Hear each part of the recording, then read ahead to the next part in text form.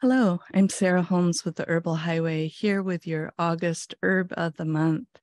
Still in summertime, still lots of heat. And it's also, I chose Echinacea.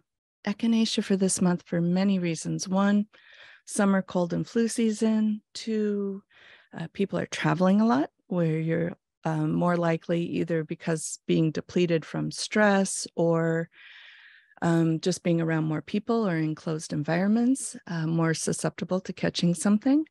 And also for those of you with school in your life, whether directly or indirectly, we are moving toward that back to school time. So Echinacea is your friend in all of these situations.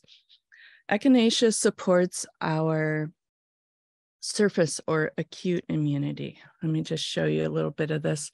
This one is, you can see it's kind of cloudy. That's good. And it's a beautiful dark brown color. So this was made from the whole plant, but the roots will also give it that dark brown color, especially if you take that time to cook it, to give it a little bit of extra cook time.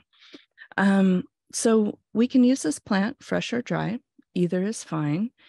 And it helps to also reduce phlegm in the body, reduce inflammation in the body. It helps clean out the blood. So this is also great. This is not a tonic, however. So this is something that we're using preventatively or when you actually first are sick, in the acute stage, not when you are a couple weeks in the chronic stage. That's a different plant. So for prevention, I suggest 8 to 10 drops once a day. And let me just demonstrate this. This is a single drop.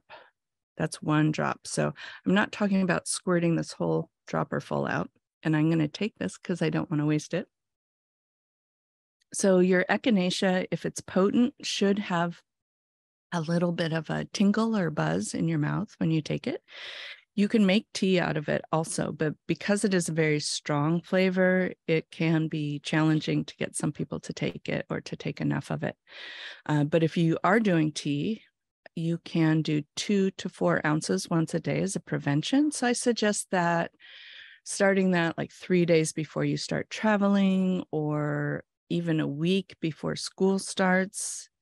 Those are some good times to kind of get your immune system up and running.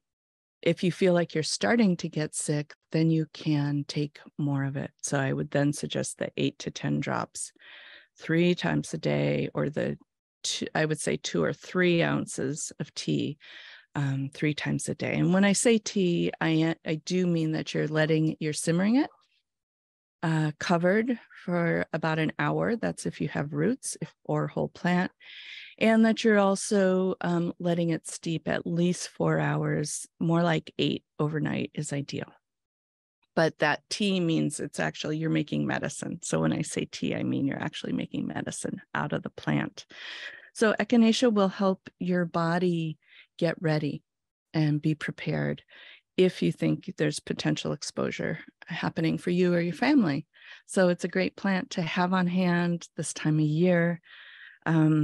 It's good to take breaks with it. This is not a tonic, so it's not intended to use all of the time. So this is another chance to really be mindful and pay attention to your healthcare and the care of your loved ones and how you're working with the plants, how that's really happening for you. The other thing is this plant is endangered. It's fairly easy to cultivate, to grow it. And if you're not growing your plants yourself, which I understand you all have a lot of things to do in your life, in your busy lives, buy organically grown Echinacea so that we're not depleting the wildlands. So here's your Echinacea. I wanted to let you know about a couple of older episodes you can check out for more about Echinacea and these topics I touched on today. One is a back to school episode that I hosted in August 18th, 2016. Yeah, we're reaching back a few years there. That's August 18th, 2016. And another on immunity more broadly, so I can tease out more of these concepts that I was talking about briefly today.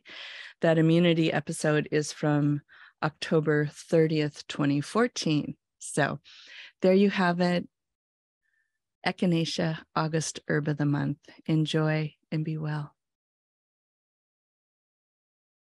So if you'd like to listen to more of the Herbal Highway, you can find archives at kpfa.org and on some of your favorite streaming podcast platforms. If you'd like to follow us on social media, you can follow us on Instagram and Facebook at the Herbal Highway.